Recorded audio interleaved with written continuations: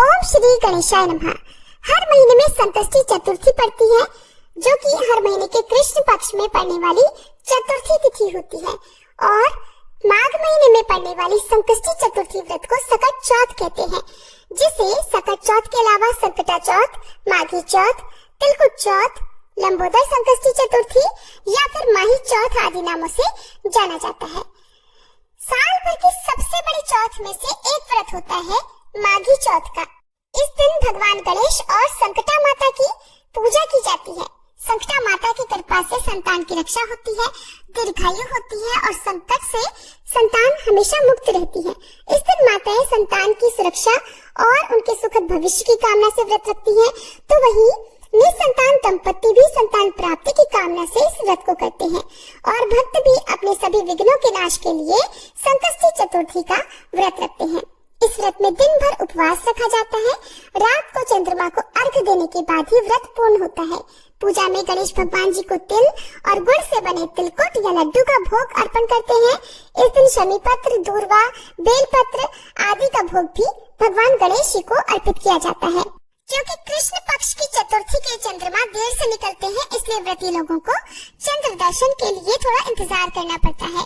आइए जानते हैं साल 2026 में सकट चौथ का व्रत कब है, चंद्रोदय का समय क्या रहेगा और चंद्रमा को अर्घ्य देने का शुभ मुहूर्त क्या रहेगा। इस बार माघ कृष्ण पक्ष की चतुर्थी तिथि 6 जनवरी दिन मंगलवार को सुबह 8:02 से शुरू हो रही है और चतुर्थी तिथि का समापन 7 जनवरी दिन बुधवार को सुबह 6:52 पर होगा। ध्यान रखिएगा, इस बार चतुर्थी के दिन भद्रा काल भी रहने वाला है और भद्रा का वास मृत्यु लोक में रहेगा। वहीं सकट चौथ का व्रत इस बार 6 जनवरी दिन मंगलवार को रहेगा। इसी दिन सुबह से लेकर रात तक चौथ का व्रत रखा जाएगा और मंगलवार के दिन ब्रह्म मुहूर्त सुबह 5:37 से 6:25 तक रहेगा। सूर्योदय होगा सुबह 7:13 पर। तो सुबह की पूजा आप ब्रह्म मुहूर्त से लेकर सूर्योदय तक कर सकते हैं। सूर्यास्त होगा शाम 5:51 पर। भद्रा काल सुबह 8:01 तक रहेगा। भद्रा का वास मृत्यु लोक में रहेगा और भद्रा का वास मृत्यु लोक में रहता है, तो ये सभी शुभ कार्यों के लिए बहुत अशुभ समय माना जाता है। तो अगर आप शुभ काम करना चाहते हो तो आप भद्रा काल की समाप्ति के बाद कर सकते हैं, लेकिन भद्रा काल में आप भगवान गणेश जी की पूजा या व्रत प्रारंभ कर सकते हैं। इस दिन प्रीति योग रात 8:21 तक रहेगा। बाद में आयुष्मान योग प्रारंभ हो जाएगा। अभिजीत मुहूर्त दोपहर 12:11 से 12:53 तक रहेगा।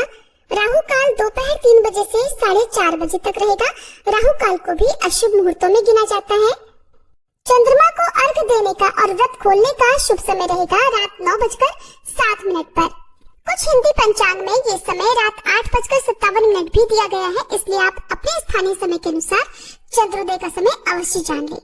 सकट चौथ के दिन सुबह जल्दी उठकर स्नान करने के बाद घर के मंदिर में दीप प्रज्वलित करें और गणेश भगवान जी की पूजा करें। गणेश भगवान जी का गंगा जल से अभिषेक कर उन्हें लाल पुष्प अर्पित करें। संभव हो तो इस दिन निराहार और निर्जला व्रत रखें। सामर्थ्य न हो तो केवल पूजा भी कर सकते हैं। पूजा करते समय भगवान गणेश जी को दूर्वा घास जरूर अर्पित करें। तिल और गुड़ के लड्डू का भोग लगाकर प्रसाद रूप में स्वयं भी ग्रहण करें और दान भी दें। अगर व्रत ना भी रख रहे हो तब भी सकट चौथ की कथा का श्रवण करें, सकटा माता का ध्यान करें और फिर रात के समय चंद्र देवता की पूजा करें। चंद्र दर्शन करने के बाद ही जो व्रती हैं उन्हें अपना व्रत खोलना चाहिए और सबसे अंत में भगवान गणेश जी की आरती करके क्षमा याचना जरूर करनी चाहिए। अपनी संतान की दीर्घायु और उन्हें हर संकट से बचाने के लिए प्रार्थना करनी चाहिए और सभी मनोकामनाएं पूर्ण करने की भी प्रार्थना करनी चाहिए। ये थी आज की वीडियो। उम्मीद है आपको पसंद आई होगी।